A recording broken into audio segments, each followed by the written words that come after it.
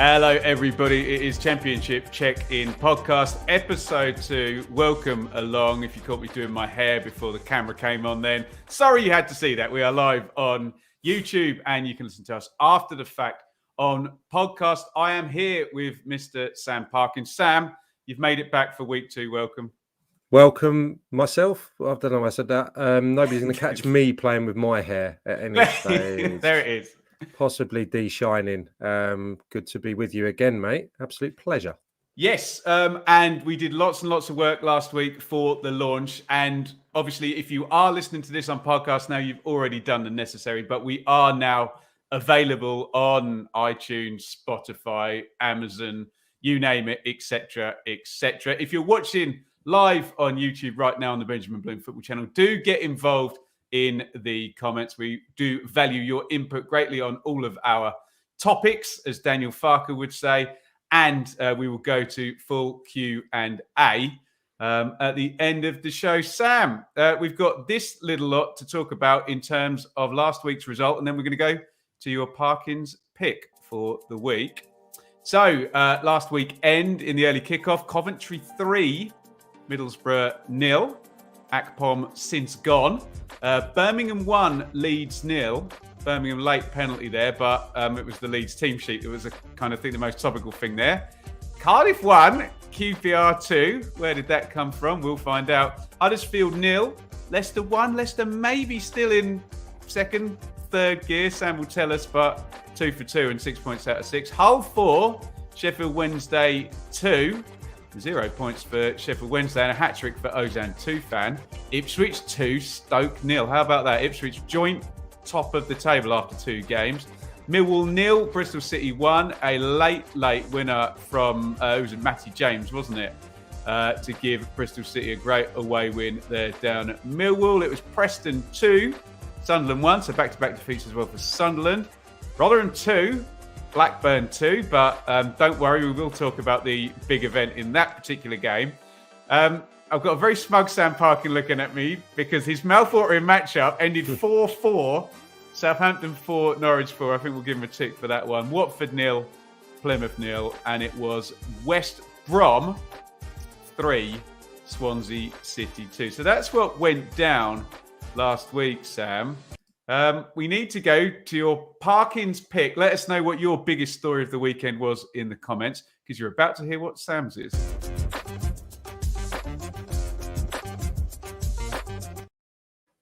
Now, you know me on the channel. I believe all shows of disrespect and slander should be followed by a public apology.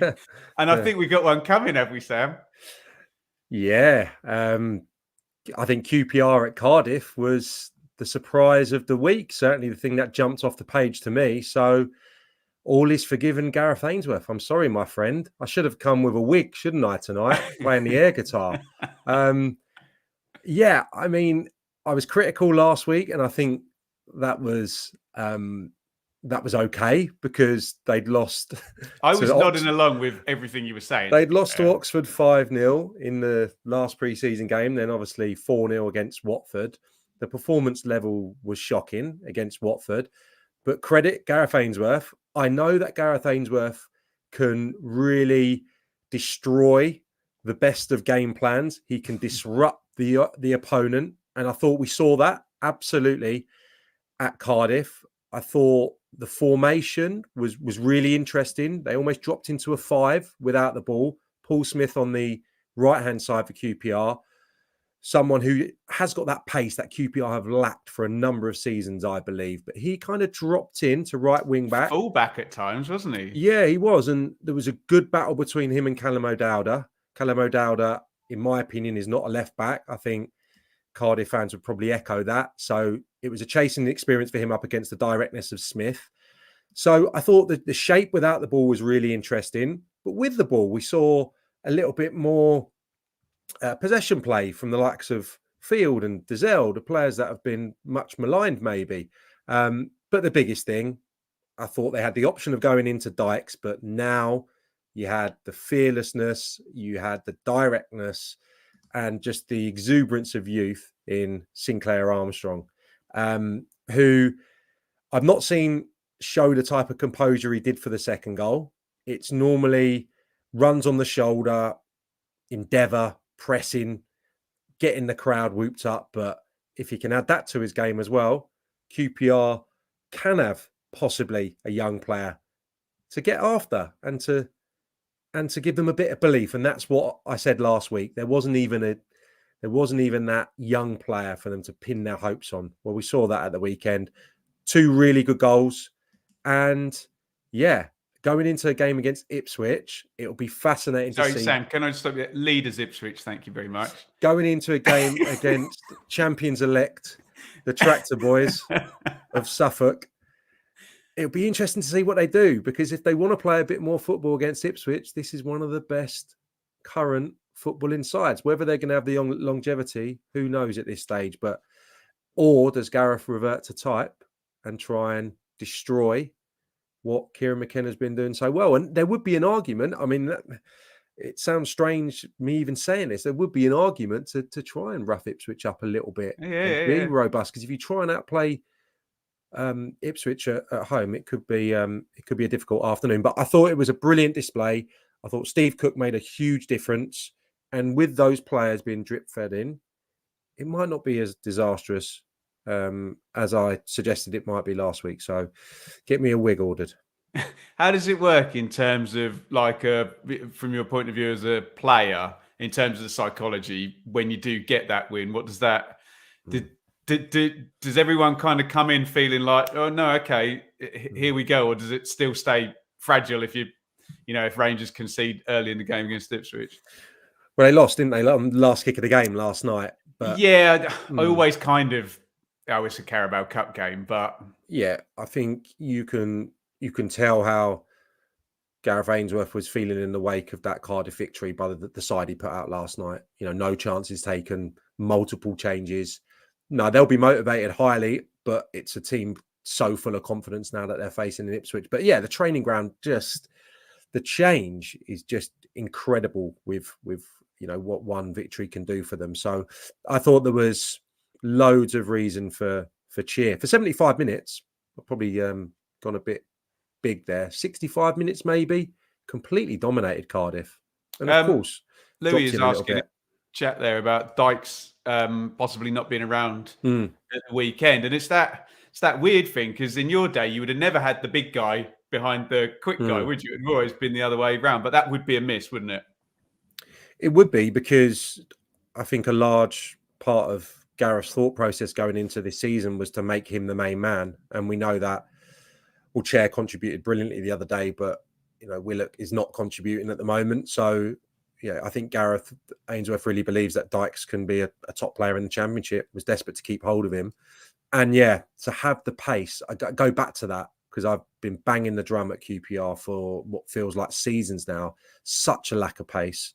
So to see Sinclair Armstrong doing what he was doing, and Paul Smith, really encouraging. We know that Kenneth Powell gives them a bit of directness from left back. Kai, I'm not sure whether he's going to be able to hold down a place in the Championship. Good squad player. That's another kind of area where they possibly need to improve. But I mean, you wouldn't have seen that coming, Ben, would you, when the results filtered through?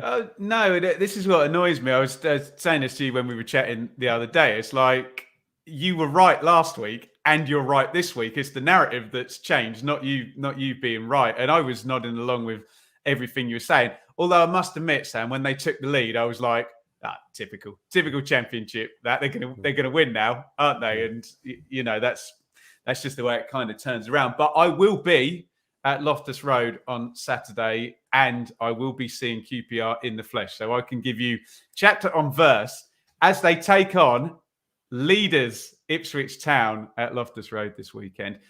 We are going to go to the Worldy of the Week now. And would you believe we actually agree on this one?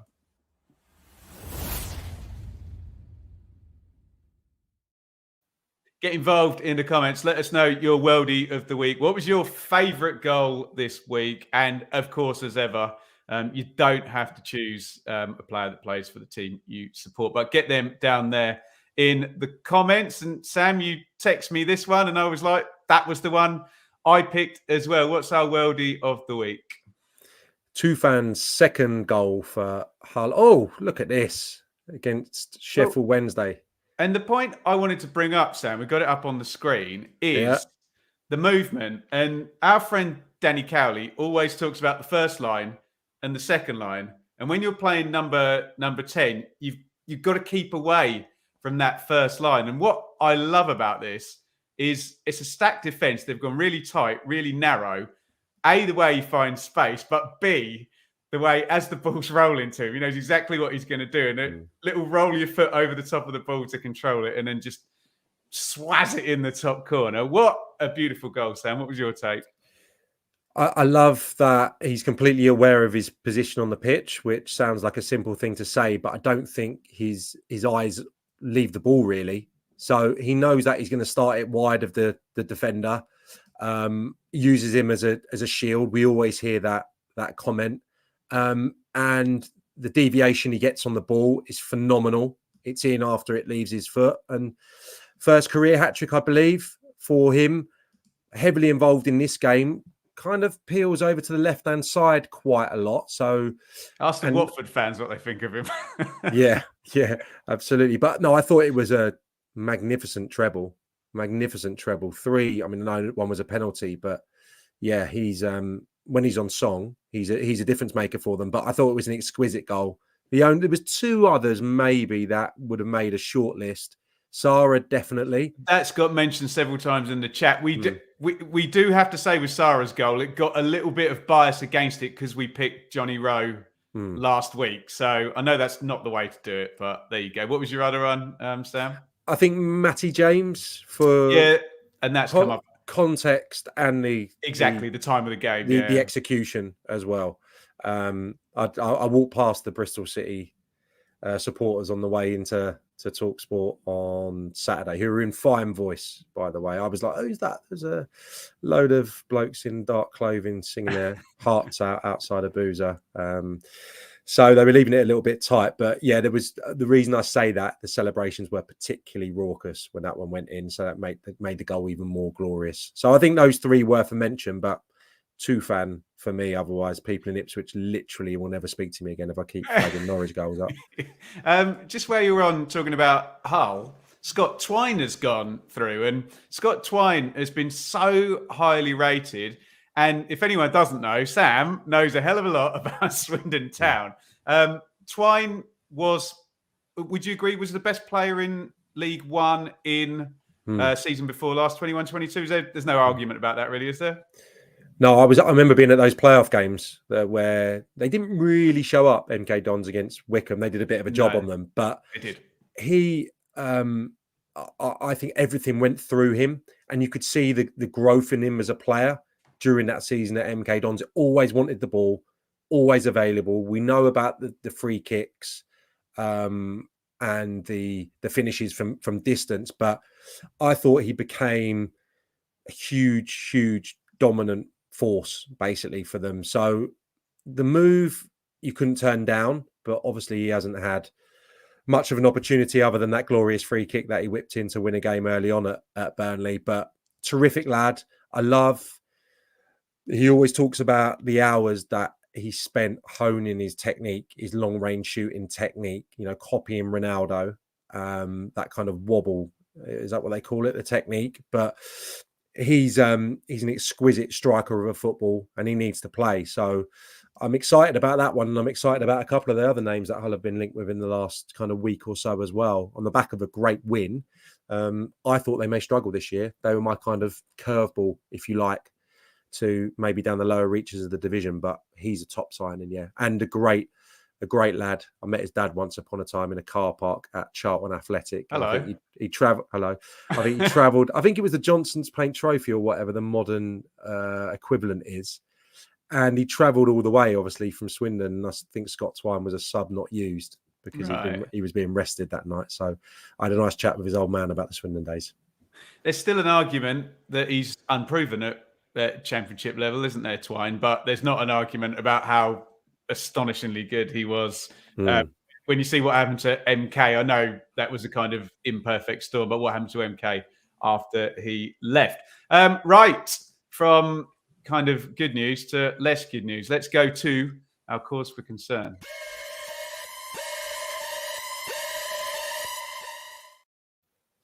And again, we agreed on this one, Sam. Did we?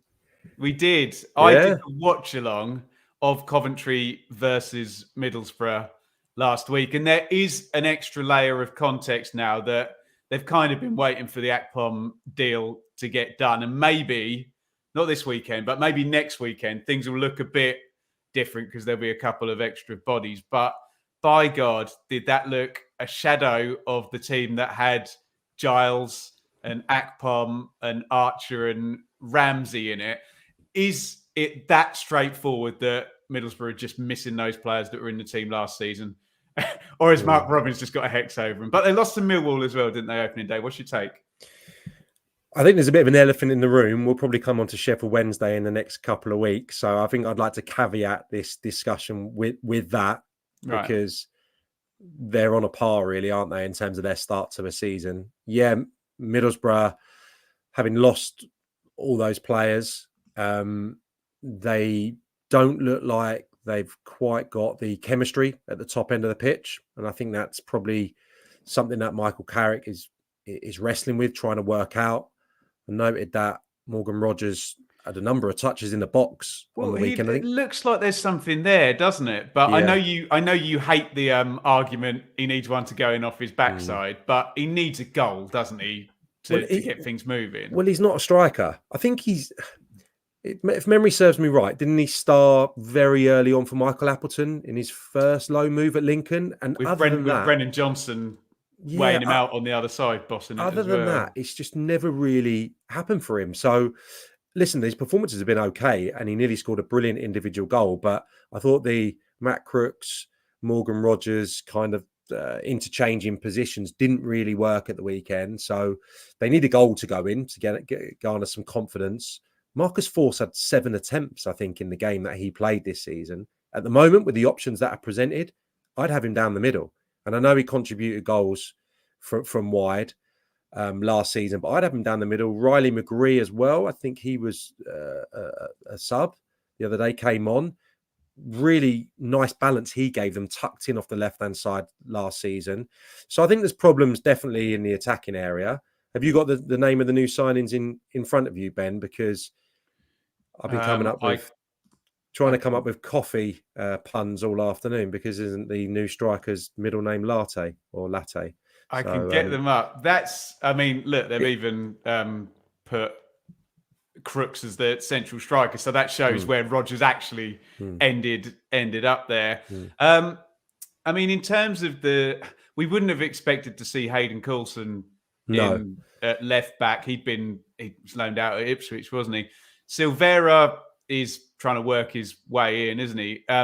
Isaiah Jones, Sam, about 18 months ago, I would have said absolute superstar, one that, lethal looking player, but that's kind of not worked out for whatever reason. There we go. I think we've got is that the name you wanted there, Sam? Emmanuel Lath. I'm probably saying that completely wrong, but yeah, I like the profile of both of the new signings, but playing catch up immediate, it's a big ask for them to come in from other leagues and start motoring and scoring goals, and in terms of the left back creating goals like Ryan Giles did last year. Hayden Coulson, I think, has scored 1 goal and made 3 assists in 80 odd career appearances. He's not a creative spark at left back, so to have competition or to have someone to come into that role, I think is sensible bit of business. So yeah, they needed bodies, but whether that's going to transform them into, listen, there's 2 games into the season, so I need to be relatively balanced with this, but I am worried with the nucleus of that squad and nucleus of that team, because there is a number of areas, the forward areas, the left back position, central midfield, I think they could do with a bit more legs in there. I like Barlaser. I like Hackney. What a season he had last year. I thought Hackney was their best player in the first half. I know, I think there was one giveaway, and maybe he didn't get out for the goal quickly enough, but you're looking for something, and that was all I was really seeing, to be honest. He's got good feet in tight spaces, can see a pass. I really liked him last year, but I just think Johnny Howson's not getting any younger. They could do with another one in there potentially. But that's the way they're trying to recruit. And I wouldn't be. Obviously, you're concerned about where the goals are going to come from, but I think the Akpom move, I bet they wish it had happened 6 weeks ago, to be frank, because he has not had, any game time at all. The writing seemed to have been on the wall for a while. There was an injury. Was there an injury? Was there not? I just think they needed that ended. Hopefully they can reinvest. And if they do you think Archer will end up going to one of the new Luton or Sheffield United? So. I would think so. Yeah, given his, wasn't there rumblings that Sheffield United quite fancied him before they had the embargo or the problems off the pitch in the second half of last season. So, yeah, and I was quite consistent in saying that I thought Cameron Archer was probably as good as you can get in the second tier. Alone. Yeah, from a Premier League club. So, yeah, I mean, I'd love to have him back. But it's probably highly unlikely. It's probably like Preston last year when they were desperate for him after he'd had a spell there and he ended up going to Middlesbrough. So Lightning's probably going to strike twice in that regard. But it is a concern. The shot count's not disastrous. So that but Sam, you watch the game with your eyes rather than looking at the numbers sometimes. And there was a moment in the second half where it was Silvera missed an absolute sitter. But was I seeing that lethal Middlesbrough last year that would come with all those vertical passes and just like slice right through you? It was nothing quite like it, was it? Well, everything he did last season turned to gold, didn't it? Michael Carrick, in terms of his decisions, the fullbacks, Hackney's involvement. I mean, Akpom going to play at number 10 was a revelation. I presume that would have come from the coach. That doesn't really come from the player. Jim Magilton tried it with me once. I told you that's anecdote. It lasted 45 minutes in a friendly against the Dutch side. So that was a masterstroke doing that. And to repeat that chemistry that him and Archer had, they were always in line. Akpom could play it around the corner and get the give and go. Those two were electric together. I'm sure they enjoyed even training together because they had such chemistry in terms of their partnership. And then Akpom arriving late, how are they going to find that again? And how are they going to get that goal return? I'm not saying they need that necessarily to get in the playoffs, but to find that, partnership, that chemistry, that way of playing, I think he's an incredibly unique player, Chuba Akpom. So they're going to have a little bit of a rethink in terms of style, I think. Very much so. Right, that will do us for looking back at last week. We're going to start to look ahead at this coming round of games. Sam, you're going to pick out your mouth-watering matchup from this little lot. So we are spread over 3 days this weekend. So it's Leeds, West Brom on TV tomorrow night. Come and join me for the watch-along for that one. Plymouth, Southampton, you're commentating on that, Sam. Is that right? I am, for TalkSport 2. That's a lunchtime kickoff. So I'm setting off in about 20 minutes. Check out Sam. He's on the way down to Plymouth for TalkSport 2 tomorrow. Blackburn versus Hull. Bristol City versus Birmingham. Second place Leicester versus Cardiff. Middlesbrough versus Huddersfield is 23rd versus 24th, would you believe? It's QPR versus leaders Ipswich, Sheffield Wednesday versus Preston, Stoke versus Watford, Sunderland versus Rotherham, and Swansea versus Coventry. Sam, who is this week's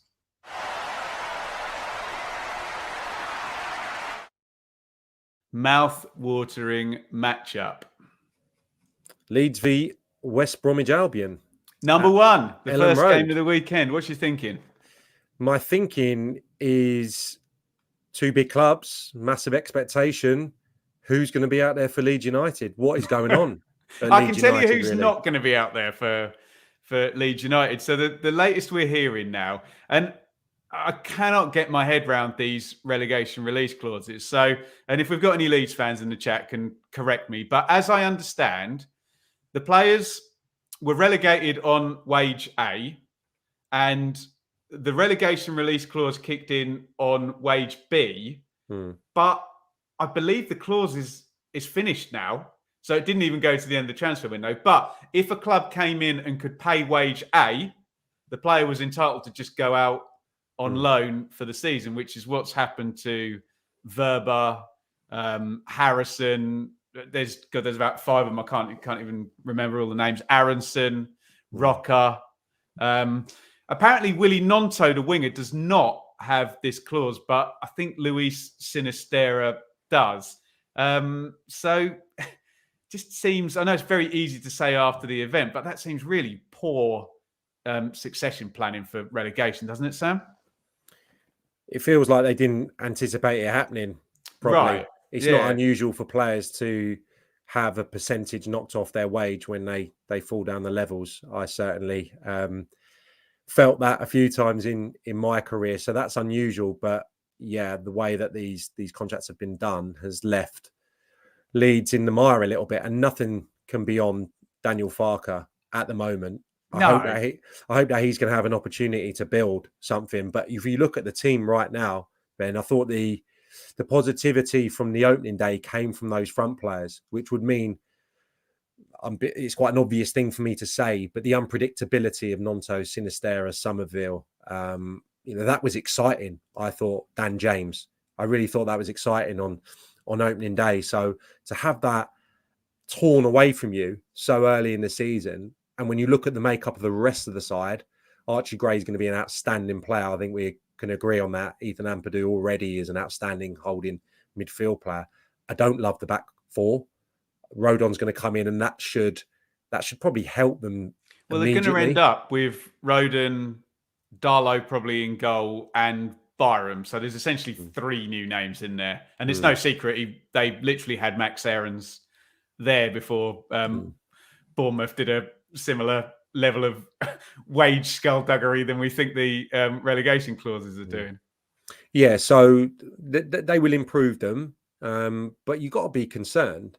You've got to be concerned about, getting tailed off from the top of the division, I suppose. I think this game, West Brom were very good, I thought, in terms of controlling the game against Swansea until they made changes and then lost their way. I think that they didn't play with an out-and-out striker. So that's a bit of an issue with Sarmiento and Josh Madger getting up to speed. I think that will be cured with one of those is ready to go.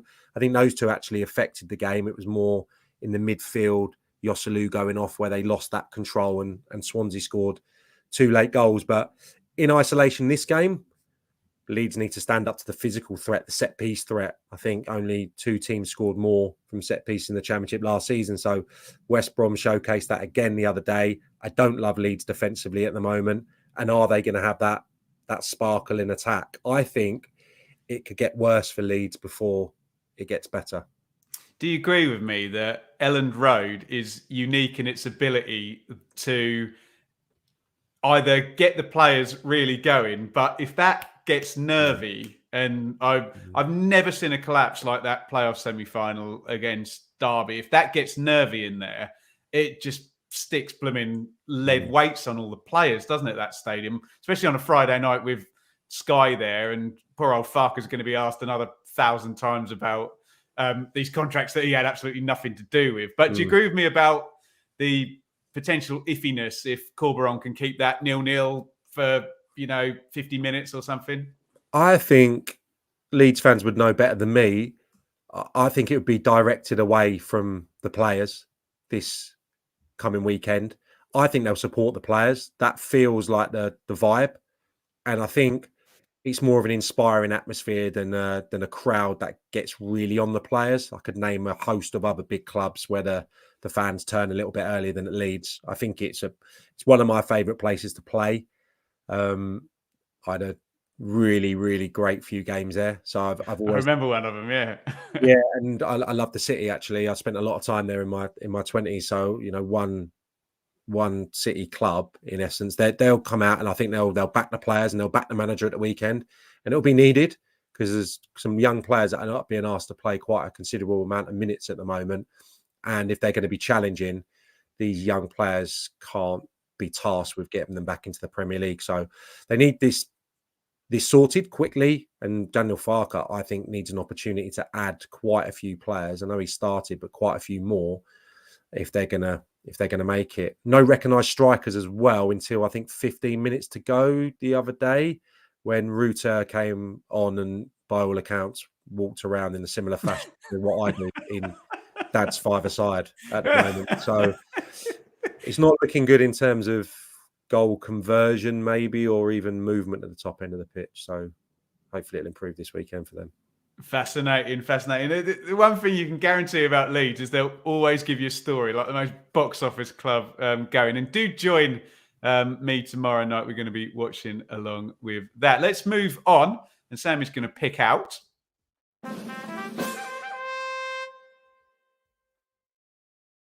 player to watch for this round. And we did mention that Sam is leaving in 20 minutes to get all the way down to Plymouth. And your player to watch is coming from that game. You wanted Nonto. I don't know how we were going to do that. Like, webcam in a Starbucks in Weatherby or whatever.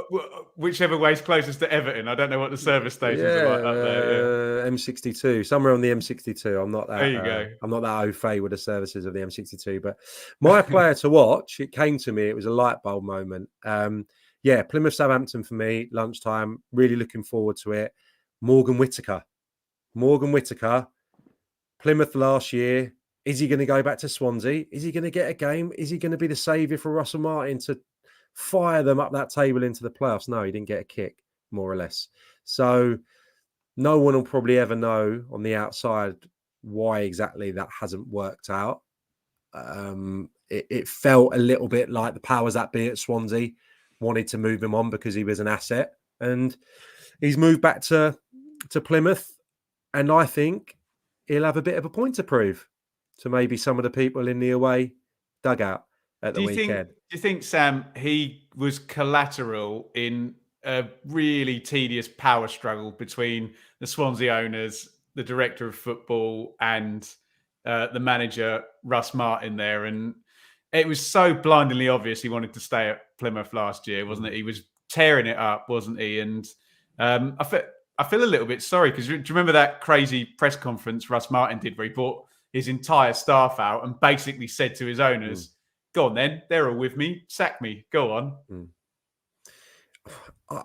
I genuinely think that he maybe didn't fancy him. I mean, he spoke about having the strength in his 11 squad in the number 10 position.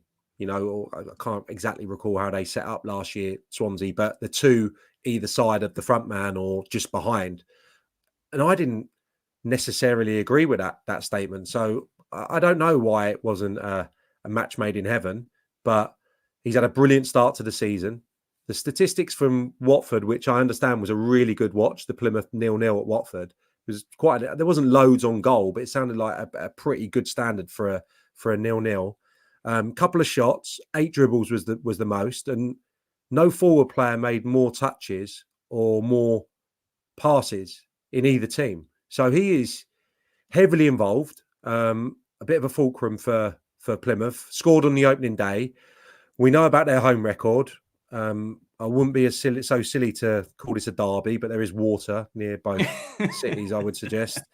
Not too far away anyway. But it's a big game, isn't it? Early kickoff. And I just think that inability at the moment to keep clean sheets for Southampton, combined with the way that he's been in particular and the way Plymouth have been at home for, 14, 15, 16 months now, it could be a tough day. Could be a tough day for the defenders again of Southampton. And, another thing I wanted to flag, I didn't realise how big he was, Whittaker.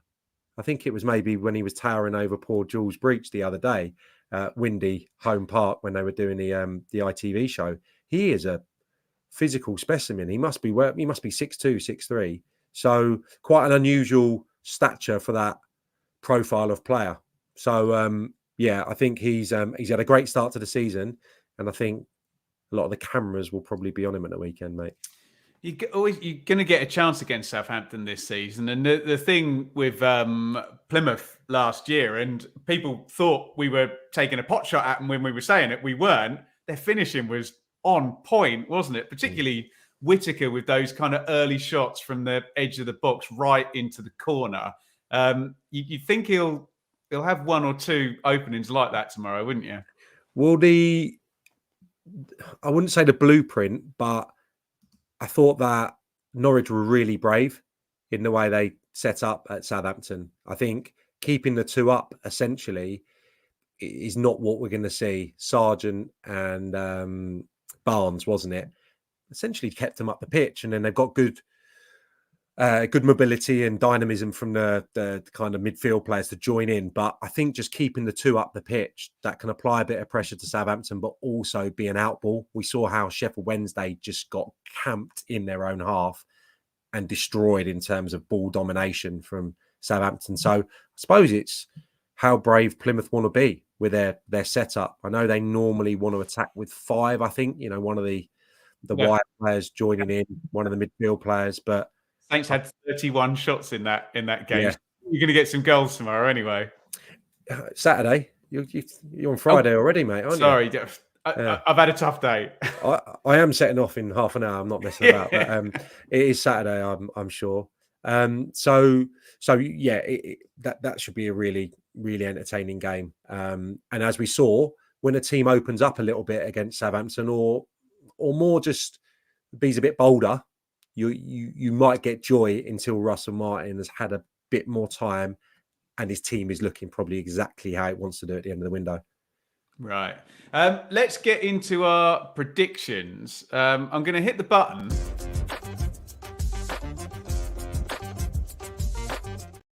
And it says Fab 4 predictions, but what we're going to do, because we had a few requests, and Sam, we'll always give the people what they want, won't we? We're going to Absolutely, do 12, my friend. But that means we're not going to really have too much time to think about it. We do want you to get involved in the comments, but being we're going to move through nice and quickly, don't just put the scoreline, because I won't know which match that pertains to.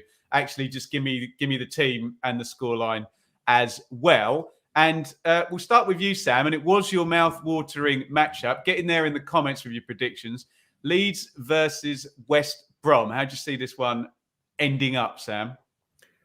Yeah, I think West Brom, bit under the radar, not been great so far, but as I just commented, I think it could get worse for Leeds before it gets better. I'm going to go 2-1 the Baggies. If someone could comment, what's the deal with Thomas Asante? Because I think he's probably their starting striker right now, but I think he was injured the other day. So I'd like to see him back playing. But Madger and Sarmiento, 2 other good options. I think Leeds are going to come unstuck again. 100%. You want to throw the next one for me then, Sam? Yes.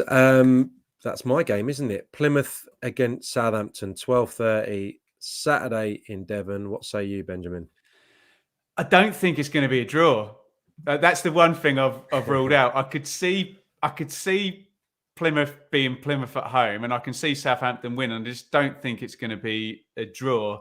As much as it feels very foolhardy to go against that Plymouth home record, if it isn't going to be a draw and someone's going to win, it's probably going to be Southampton. But let's be honest, Plymouth will give them a game.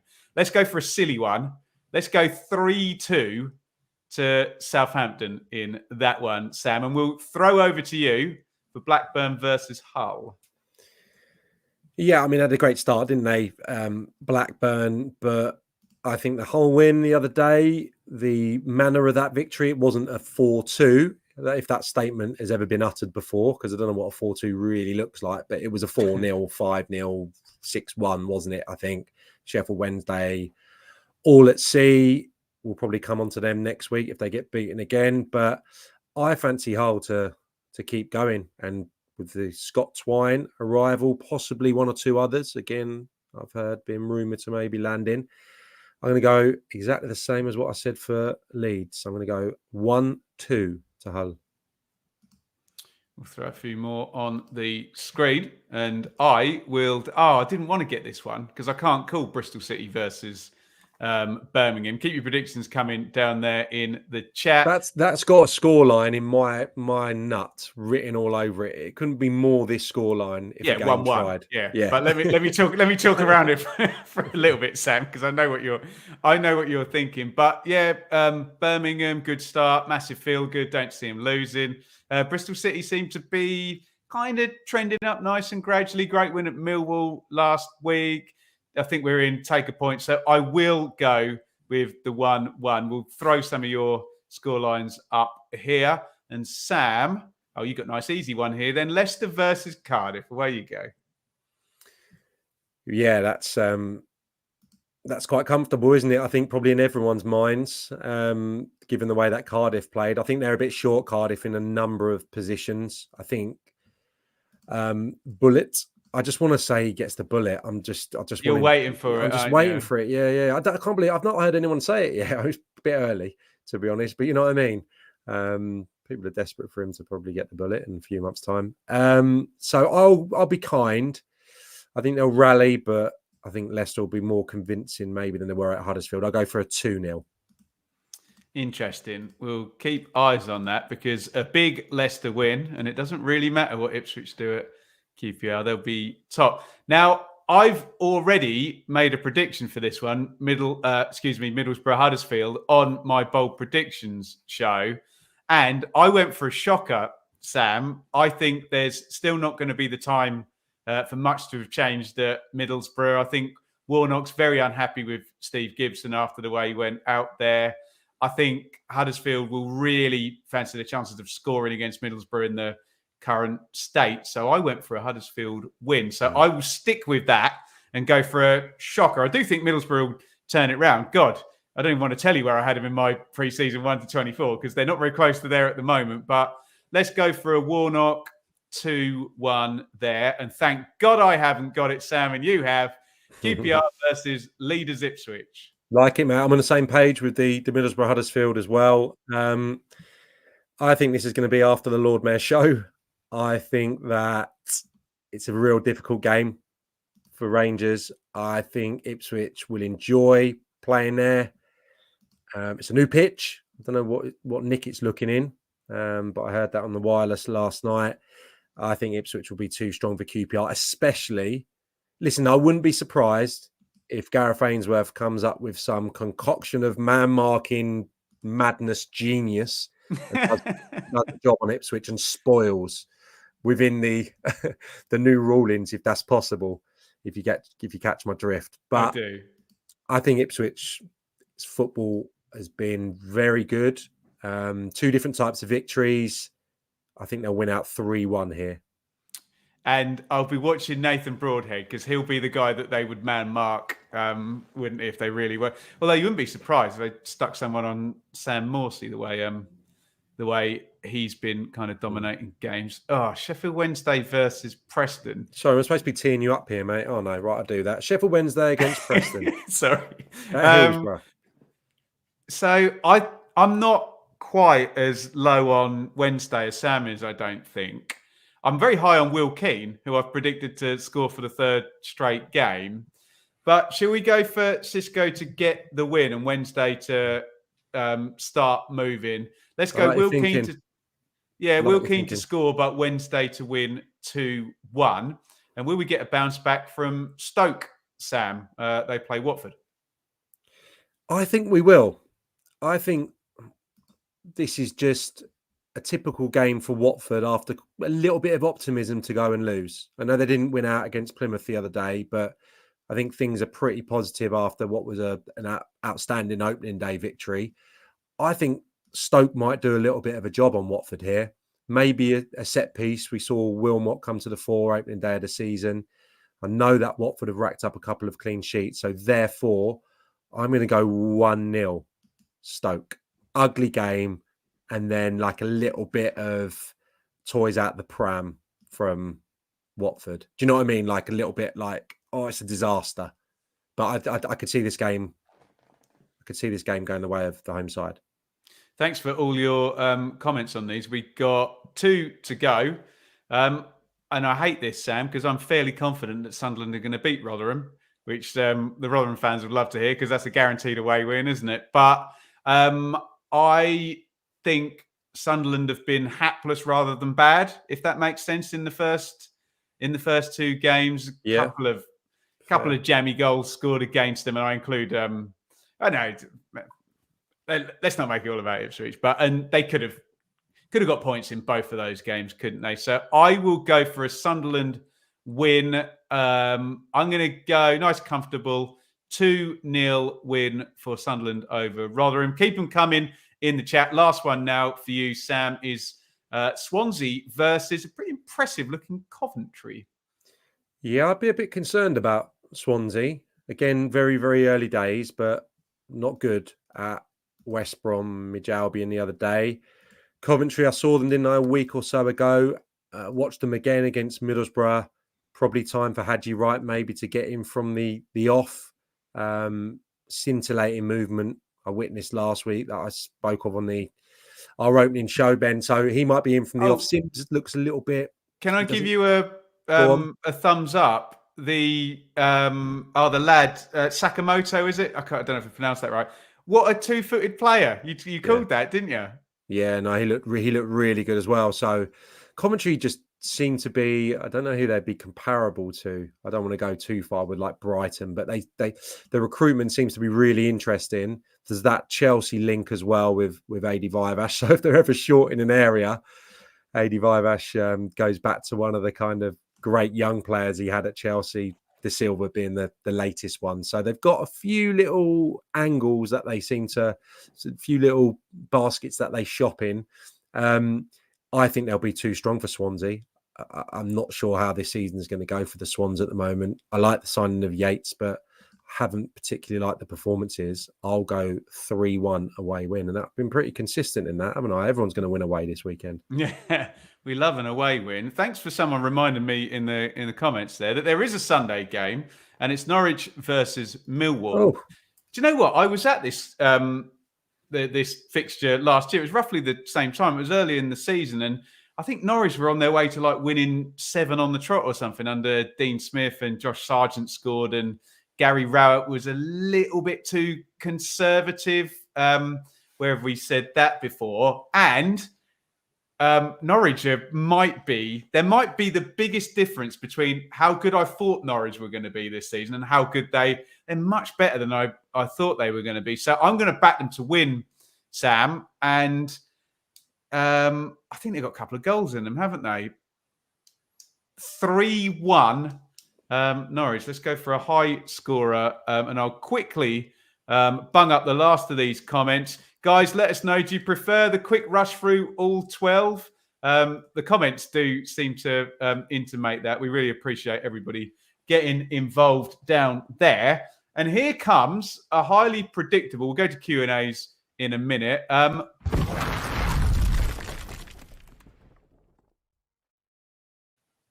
meltdown moment, Sam, involves a Rotherham player and a red card. Would you like me to go first with my boring, pedantic law reading hat, or do you want to go from the player's point of view? You go. You going full grand poll, yeah? Yeah, I'll go full grand poll. That's not a good thing, isn't it? You've buried me there, haven't you? No. So I think we all agree the second yellow card, when you're on a yellow card, having seen what we've seen the first couple of weeks, if you wave the imaginary card, you kind of know you're going to be booked. So I think we all kind of agree on I don't know why you would do that anyway, even if you weren't on a yellow card, because it's such a cheap yellow card to get anyway. So the issue we've got is the first yellow card, where Fred Onyedinma scores. He runs towards the crowd, and he doesn't look like he's going to dive in. And then all his teammates come in behind him, and there's a big embrace between 5 Rotherham players and 10 Rotherham fans in the stand. And Fred Onyedinma, as the goal scorer, gets booked. So I looked at the wording on IFAB, and I think this is where it's going to annoy people, because they don't mention specifically what the offence is. All it says is risk to the crowd of causing whatever by your celebration. Yeah. So I guess if you jumped right in there and everyone flooded forward and someone might get hurt or what have you, then that would be risk. The problem they've got, IFAB, Sam, is they've been specific about other things. So we all know if you take your shirt off, what would you rather? Someone dived in the crowd or someone took their shirt off? Which is worse? Do you know what I mean? You're getting a yellow card. If you cover your face like Ravanelli used to, if you put a mask on your face or something. So I think where I have sympathy with the Rotherham fans is I'm not bothered about the consistency. Let's talk about this decision and whether it was right or wrong, rather than, because you go down a rabbit hole there if you talk about 10 other games where this happened or this didn't, however annoying that is. Was this decision right or wrong? By the letter of the law, if the referee feels that's a problem, he's within his rights to book him. And yeah, I contradict myself. It is annoying when then you see Newcastle like hours later or whatever, and the guy goes in the crowd and he doesn't get the yellow card. But I don't feel, Sam, they can put into the wording, it's going to be the most killjoy thing possible if it says, if you go into the crowd after you score, you're going to get booked. But then they've done that for taking your shirt off. So I don't know. So an annoying yellow card, but within the parameters of the wording of the laws, he was within his rights to give it to him. Annoying about the consistency, but pretty dumb to do the yellow card thing when you're on. Yeah, that's my take. What's yours? It's quite good fun that all of a sudden it's completely been stamped out of the game, brandishing the fake yellows. It's not something we've seen too readily in the Football League. No. All of a sudden people are doing it. I mean, maybe it was maybe it was some kind of weird mental block that made him just brandish when he's been told in the pre-season program that you cannot do that. It's a bit of a grey area, the crowd one, isn't it? Because it's... Well, you tell me as a player, sorry to interrupt, Sam, when you score, do you just lose it? And you're not thinking, you're just like... Absolutely, of course. I suppose it's a bit of a grey area, but I'd like to see the powers given to the referee to make a judgment call. And I suppose it's inciting the crowd, isn't it? It's probably the terminology they would use. That one the other day, well, no, it was the players pushing him, and there was not really, no. A sprinkling of Rotherham fans in that vicinity. It wasn't going to cause an injury. It wasn't overzealous. I'd like to see the referees given that power, as I wanted the referees to have the power to go and book goalkeepers for time wasting, to go and be aggressive with their cards early in the game, rather than this protocol come in and try and make football black and white. Football isn't black and white. So that's a great point there in the chat. I think on the make it a fine. Make it a fine. Say it's not a yellow card, but if you go in the crowd, you're going to get fined or whatever. Right. Okay. But then, would you have deemed Fred Onyedinma going in the crowd the other day, or would you have?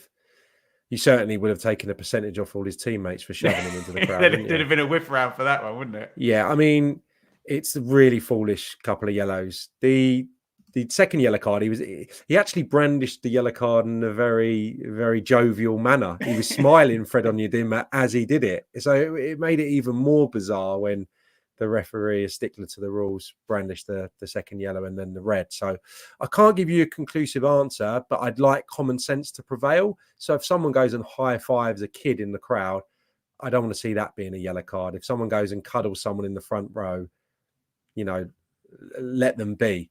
If someone's jumping into the cop at Sheffield Wednesday in the last minute, that's a different kettle of fish. But the one I imagine is Troy Deeney for Watford. He's just when the Hog Deeney goal, he literally throws himself into the crowd, and it's the most brilliant thing you've seen. And obviously that would be a yellow card under the rules. I don't know. The only real contention I've got with it, Sam, is that they can be so specific. Because I think it's dumb. Why can't a player just take his shirt off and twirl it around his head? The shirt thing is a nonsense. I did it once in my career, never again, because I was a bit embarrassed after. It was in celebration of probably the best goal in my career as to why I did it. So it was very spontaneous. I never did it again, but I got yellow carded. It shouldn't be a yellow card. And people say, why are you taking your top off? And probably people think it's probably a vanity thing for players like Ronaldo, who are very muscular. They're all wearing GPS now, so it looks ridiculous anyway, doesn't it? It's not a vanity thing. It's just stupidity sometimes takes over. I think I jumped on a referee's official's back once after scoring a goal. You do stupid things. Do you know what I mean? And I used to love doing something foolish after scoring. So that has to come into the referee's understanding. There we go.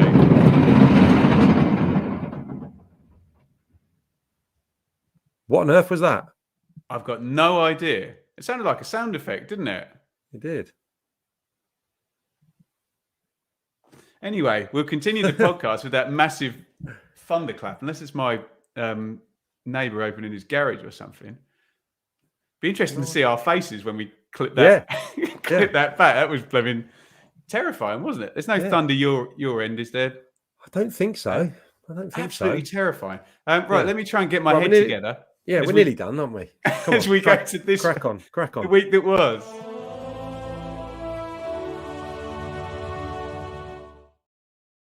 God, terrified now. Has your heart rate gone down? Sorry, everybody in the chat. So, for our questions now, we have enlisted the help of the excellent Fev's Football Analytics that you can follow on Twitter at Fev's Football. He's a Bristol City fan, but we will not hold that against him because he's all over it with the stats.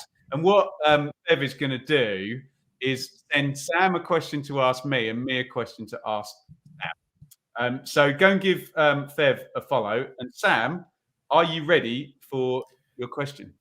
Judging by your question, that's coming up in a minute, I haven't got a hope in hell's chance of getting anywhere near this. Get involved. They're supposed to be devilish, so we can enjoy it that way. So your question is, Sam, of the teams that failed to score last Saturday, and do you know what? I'll give you a help here because I'll bring the results up. Thank you. Put it on the screen there. Bosh. Of the teams that failed to score last Saturday, who had the most shots? Of the teams that failed to score last Saturday, who had the most shots? And I think there's one more down there. Scroll down a little bit. I think.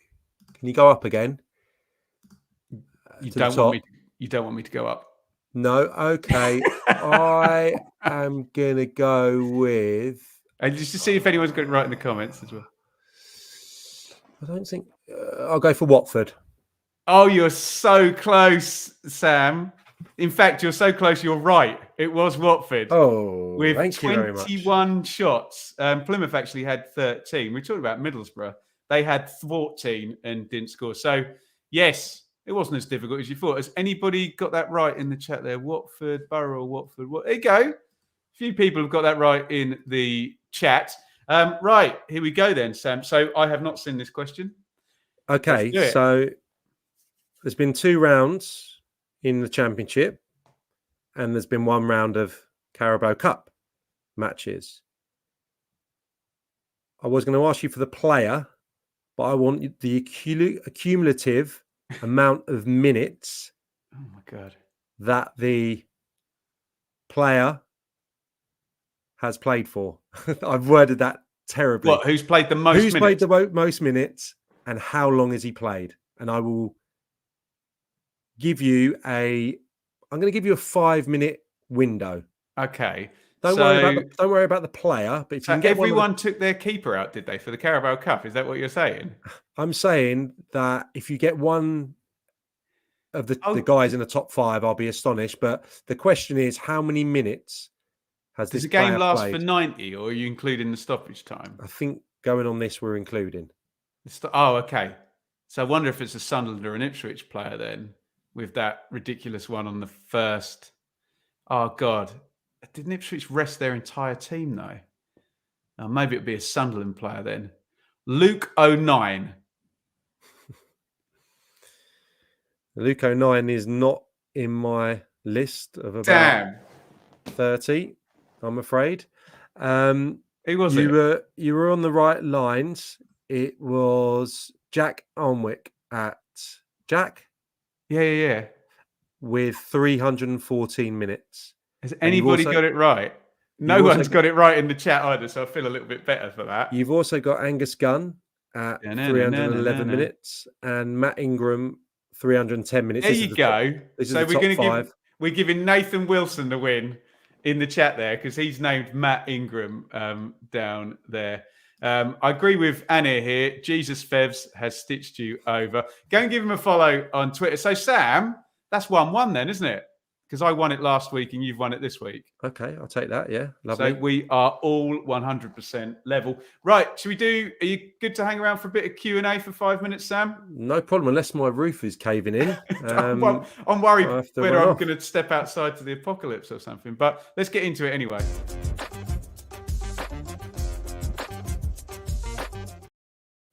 Right, get involved in the chat. Any questions, any championship questions, any questions specifically for myself or Sam? We'll try and do fairly quick answers so we can get through as many as we possibly can. Just another big thank you. The numbers have been lovely and high this week with you people watching. I said it last week, even if you're not going to listen on podcasts, just go in Spotify and hit follow anyway, just to help us out and help this new championship show get a little bit of traction. Right, here we go. Sam, most improved team on the basis of the first 2 games. I assume he means most improved from last season. I'll go Norwich on what I said on my expectations. Well, that's a good shout, isn't it? I don't think I can come up with anything else there. Birmingham, early days. I want to see a bit more from them in attack. I think going into this season with, correct me if I'm wrong, but Hogan, Jukovic still really is their main 2. I like Dembele, I like Anderson, but I'm talking about players who have consistently only really done it at lower levels. So I think there's a big question mark about those 2 guys. I think there's one coming in the next 14 days, isn't there? Yeah, possibly. Yeah. So I'm a little bit concerned about how creative they're going to be maybe right now or how the end product's going to be. But I really like the fullback. And I think I said it on last week's pod, I think there's been a gaping hole in the wide positions at Birmingham that they've filled very nicely this summer. Most impactful signing so far? Tricky one, that, isn't it? Yeah, I can't really think. I've given Whittaker a shout out already today, haven't I? I think Haji Wright could go on and become that. Yeah. I know he's only got the one the other day, but I think he could become the perfect replacement for Gyökeres. That's a little bit of a cop-out, but yeah, he looked brilliant against Wimbledon last week. He's got his goal now. I expect him to start at the weekend. So just on that, you mean with Godden or with Sims? Because they're not going to play. You have to play Godden at the moment, don't you? I think there's so much variety into what Coventry can do in terms of playing the box midfield. They've got 3 good strikers to choose from now as well. So yeah, I mean, he's not a signing, but my mate Jonathan Rowe at Norwich, sorry to feels like a digress a little bit. It feels like a signing because he's been out for so long, but he's 3-3, isn't he not? Scored last minute again. If you count the Carabao game, yeah, he's 3-3. So he would feel like a new signing in the old cliched. I've been out with an injury for a long time manner. Yeah. There we go.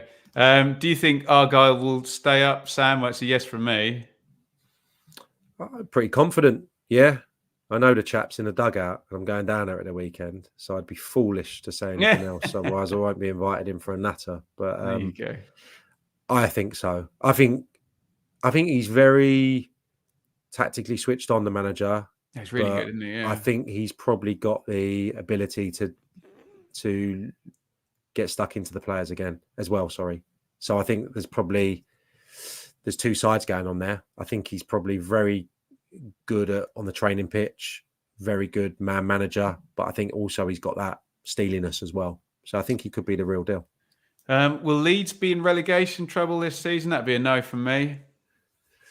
Definitely not. I don't think so. I still think they'll be in the shake-up. Daniel Farke did take that period of time, didn't he, to get things going at Norwich in that first season. But I saw enough in that first year there that he's a good coach and we'll get it right in time. A different brief this as well to what that was, isn't it? It is. And yeah, if he's afforded the opportunity to bring some in, I still think he's a good appointment. I've seen people saying otherwise, but that's fair, is it? Yeah, I think he's a good appointment. So I think Leeds will be fine. Who's the team you think has played the best football over the opening games? I'm all on Southampton and Leicester recycling the ball all match. I'm not saying it's it feels the most purest idea of how to do it. I know there's winning and losing that comes into that as well. What do you think?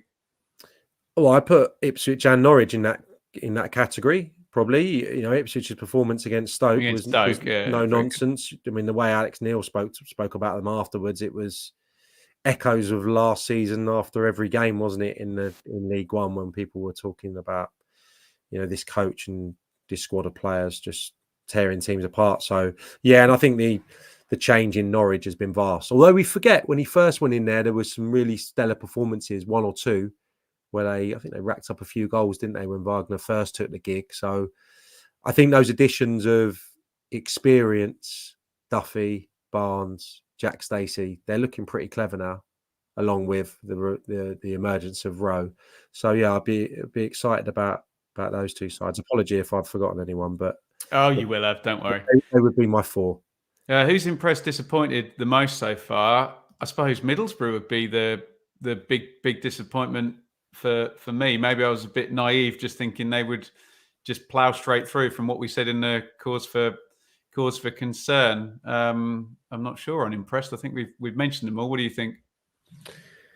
Yeah, I would echo that. There's no one else I was anticipating probably being much stronger than what they've shown. Middlesbrough would have been everyone's top 5, probably top 4, maybe. So yeah, they've definitely started poorly. QPR would have anticipated having this start. Possibly Huddersfield would have maybe expected them to have got a point on the board.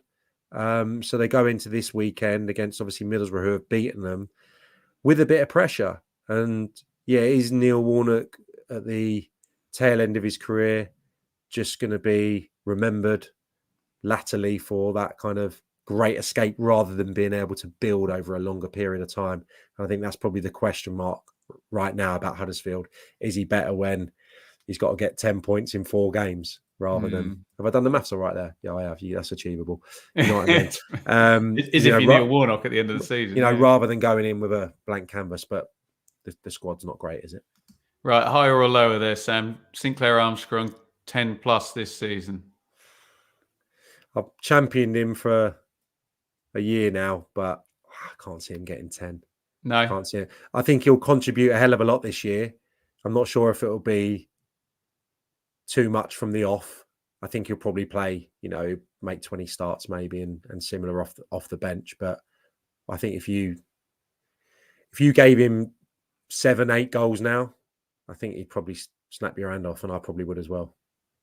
Sam, do you think Hamer will settle in the Prem, or is the Championship his level? I think it'll take a certain manager to afford him a little bit of leeway, and you have to probably set the team up around him to a degree, because I wouldn't say he's ill-disciplined, but he is a bit of a free spirit at times. But I think he's got the technical quality to star in the Premier League. I don't know if Sheffield United will be necessarily the right fit right now. The team may be with higher aspirations. So maybe one of the teams knocking on the door of the of the European competition, he might have been a better fit. I probably rate him that highly. So I think it's going to be a battle, because cliched, he's not going to have loads of the ball, is he? At Sheffield United, I wouldn't suggest, but there's definitely a position in that side for him. There's a bit of a gaping hole without Berger, and lack of creativity down the spine in the middle. So he should do well. But if he does well enough, you'd be sure that another Premier League team will take him next season, won't they? Exactly. Here we go. I'll try and do this. How do the FFP rules work in less than 50 words? Oh. Don't spend more than 13 million a season over 3 years. There's good money and bad money. Broadcast money is good money, which is the bone of contention with everybody else. You can spend on infrastructure and nice things like that. And annoyingly for everybody, promotion bonuses do not count towards FFP. So take a look at the wage bills of teams that do get promoted, and minus 20 million off that, and you can probably work out what the wage bill actually was. And they don't seem very punishable if you completely blow through them and actually get promoted. But that was way more than 50 words, wasn't it, Sam? Which manager might be poached? Any good young managers in the Championship, Sam? I Russell Martin off again. No, I can't see. I think Kieran McKenna, unless it was a Premier League club and a stable Premier League club, I don't see why he would want to leave. I suppose if a job towards the lower reaches of the Premier League becomes available, he will be linked. Stephen Schumacher, maybe. John Dole Thomason, if it doesn't go great. Europe. Yeah, I could see that one happening. Yeah, so there's probably the most likely three. You would like to think that Michael Duff for one will stay put for a while. Yeah, I like him. Yeah. Russell Martin as well. But yeah, maybe John Dale Thomason to Europe and Kieran McKenna and Stephen Schumacher are the obvious two that are going to get linked. Maybe John Eustace as well if they start well. Bit of an outsider there, but I think if they started well, Birmingham might want someone a bit more glossy in time. Not that John, I know John, and I think he's got the makings of a really top manager, and I think it's a great fit because he's from the area and he stabilised them and he'll improve them this year. But there may come a time when they maybe want, so they get a bit starry-eyed maybe and want a bigger name, maybe a European name. Had that before at Birmingham, haven't we? Yeah, of course. Yeah. Right. I think we're there, Sam. Guys, give us your feedback. We're trying to do an hour-long podcast, and for the first 2 weeks, we've gone 7 and 10 minutes over the hour. Let us know if that's a problem for you. If it's not a problem for you, then it's not a problem for us. Let us know what you think of the format. We've discussed it at length between the two of us. But if there's any bits you particularly like that you think should be longer or particularly don't like that you think should go, let us know what you think of doing all 12 fixtures as well. You can check Sam out on TalkSport 2. He's going to be doing commentary for Plymouth against Southampton, and we'll hear about that on the show next week. I will be at QPR versus Ipswich, and you'll hear all about that on the show next week as well. Please do hit the thumbs up button before you go, and make sure, even if you're not going to listen on podcast, go and subscribe anyway. And we know you YouTubers watch here, but Sam, last word from you ahead of the weekend? Let's have a 6-goal thriller down at Home Park and enjoy the home of football, my friend, Loftus Road. Excellent stuff. And we'll see you next week on the Championship Check-In.